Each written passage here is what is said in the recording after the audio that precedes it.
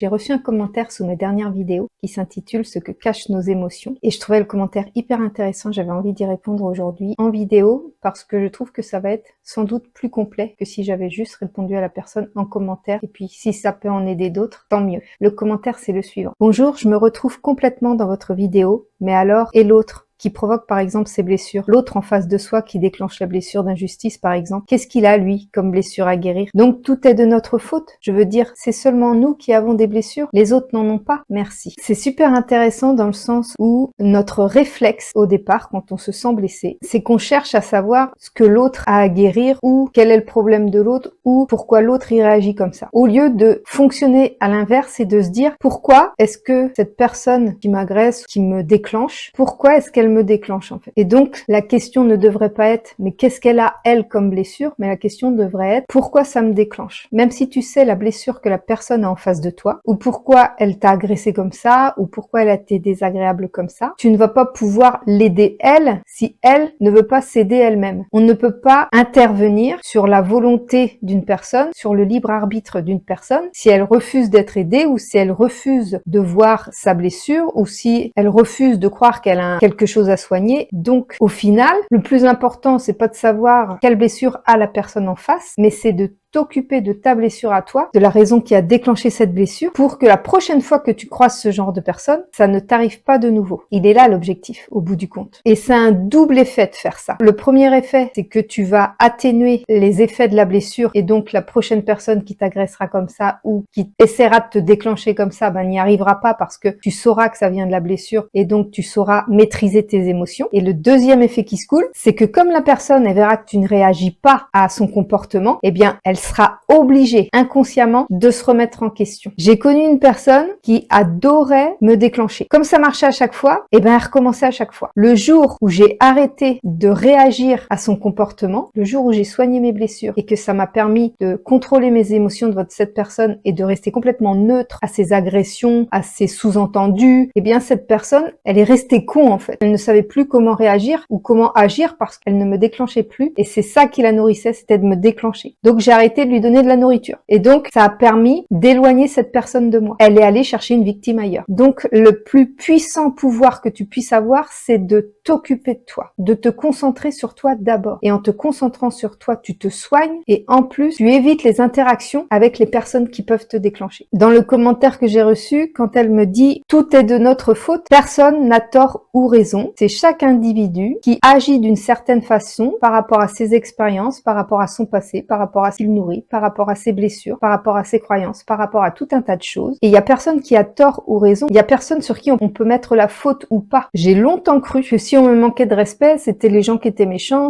C'était la personne en face, en fait, qui avait un problème. Alors qu'en fait, il fallait que je travaille sur moi pour comprendre que pourquoi est-ce que j'avais des interactions avec ce genre de personnes. C'est parce qu'il fallait que je comprenne qu'il était temps que j'apprenne à dire non. Qu'il était temps que je réagisse autrement face à ce genre de personnes. Et depuis, je ne côtoie plus jamais des personnes qui me font du mal parce que j'ai appris à comprendre mes émotions et à comprendre les situations qui me déclenchent. Ça peut me déclencher. Faut pas croire qu'une blessure est guérie. Elle est jamais totalement guérie. Elle peut revenir à tout moment. Mais ce qu'il est possible de faire, c'est que ces blessures ne nous impactent plus autant que ce qu'elles ont pu le faire auparavant. À partir du moment où on a conscience que quelqu'un nous déclenche et qu'on cherche à savoir pourquoi cette personne nous déclenche, on travaille sur notre blessure. C'est exactement les accompagnements que je vais proposer dans les prochaines semaines. Je vais proposer des accompagnements pour chaque blessure, pour comprendre pourquoi est-ce qu'on est déclenché, pour comprendre pourquoi est-ce qu'on ressent cette émotion, pour travailler dessus et pouvoir désamorcer les émotions, désamorcer la situation de façon à voir les choses sous un nouvel angle et ne pas laisser notre ego prendre le dessus dans des situations qui nous déclenchent. L'objectif, c'est de ne plus se sentir blessé dans certaines situations, comme si les agressions ou quoi que ce soit de quelqu'un qui avant nous déclenchait nous glisse sur la peau en fait, et comme si ça nous faisait aucun effet. Et c'est ça qui nous montre qu'on est en bonne voie de guérison par rapport à notre blessure. Donc pour répondre à la dernière question, bien sûr que tout le monde a des blessures et que certaines blessures sont plus virulentes que d'autres selon les périodes de notre vie et selon ce qu'on vit comme expérience. Je vais te donner un exemple tout bête. J'ai vu une vidéo l'autre jour d'un comique que j'aime beaucoup et en général je ris beaucoup à son humour, j'aime bien son humour, etc. L'autre jour il s'est moqué des kinésiologues. Les kinésiologues font un travail énergétique. Je suis magnétiseuse, je travaille avec les énergies, je fais des soins énergétiques. Les plaisanteries qu'il a fait sur la kinésiologie ne m'ont pas fait rire du tout. Ça m'a déclenché. Je me suis dit, comment après des blagues comme ça, les gens vont pouvoir croire que c'est possible de soulager les gens, de guérir les gens au travers de soins énergétiques. Et après, j'ai pris du recul, j'ai constaté que j'avais été déclenchée, et je me suis dit, j'ai envie de me désabonner du coup. Jusqu'à ce point-là, je dis, oh, bah, purée, j'ai pas aimé ce qu'il a dit sur les kinésiologues, j'ai envie de me désabonner. À ce moment-là, je me suis dit, ok, j'ai envie de me désabonner. Pourquoi? Parce que j'ai été déclenchée. Pourquoi j'ai été déclenchée? Parce qu'il remet en question, au travers de son humour, il remet en question les bienfaits des soins énergétiques. Et moi, je suis praticienne de soins énergétiques. Donc j'ai pris du recul par rapport à ça et je me suis dit, s'il avait fait la même blague sur un autre métier, n'importe quoi, ça m'aurait pas touché et j'aurais rigolé. Donc je me suis détachée de mon ego qui voulait me dire, là, il parle mal des énergéticiens, et j'ai regardé de nouveau la vidéo comme si j'étais pas du tout magnétiseuse, comme si j'étais pas du tout dans les soins énergétiques.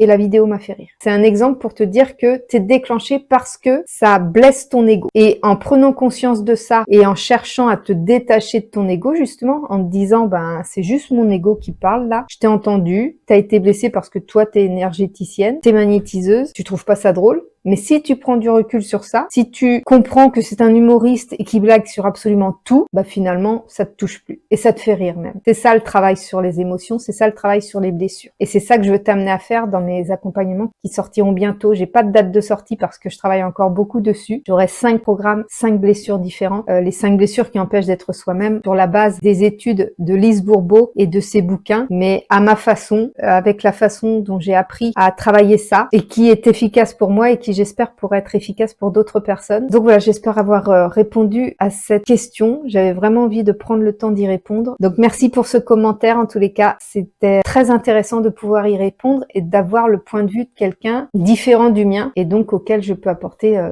des précisions supplémentaires. Voilà, je te fais des gros bisous et je te dis à bientôt.